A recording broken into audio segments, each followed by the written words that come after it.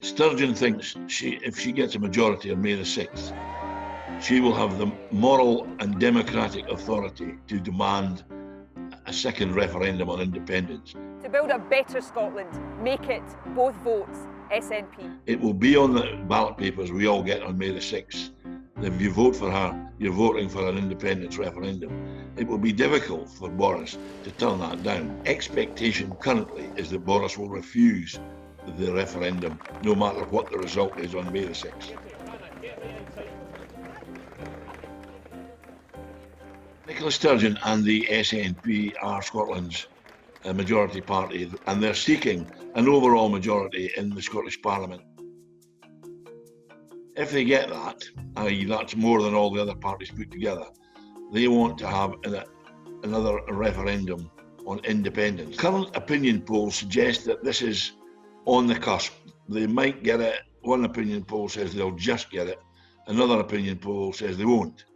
But what she wants to do then is get permission from Westminster. Nicola Sturgeon believes that if she gets an overall majority, that she has the moral authority, a mandate for another referendum. So she reckons if people know that they're voting for her party, they're also voting for another independence referendum. So she says she will have the moral authority to say to Boris Johnson and the UK government, look, you cannot stop us. This is the will of the Scottish people that we have another referendum. That would be difficult for a British government to deny, I guess. It would seem pretty conclusive as a mandate. However, legally, Boris Johnson is under no formal pressure to grant another referendum. As has been said repeatedly, the nationalists, in fact, Nicola Sturgeon said the 2014 referendum was a once-in-a-lifetime opportunity, and they lost that.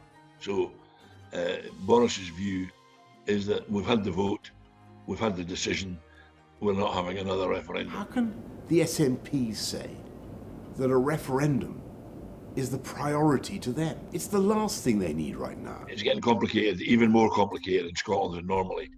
There's a new independence party, funnily enough, run by the former First Minister, Alex Salmond.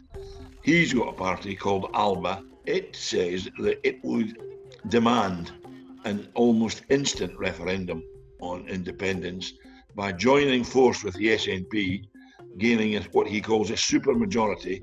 And just to confuse matters even further, there's another party, the Scottish Greens, which also supports independence and also wants an early referendum. If the Scottish independence parties combine together and try to hold a referendum off their own bat without the permission of the British government, it would be illegal and it would not be accepted by the international community. Now, Nicola Sturgeon has played it straight and says she wants a referendum that is legal and is accepted by the international community. If, for instance, the combination of all the independence parties decided to have an illegal referendum, then the options open to Boris Johnson are quite a few. He could seek an injunction, or in Scotland we call it an interdict, to stop the referendum because it was illegal, go to the courts in Scotland. Or, and I think much more likely, and certainly a move I would prefer, would be for people like me, people who support the Union and staying in the United Kingdom, we could just ignore it. We could just ignore the illegal referendum, and it would reduce its validity like that.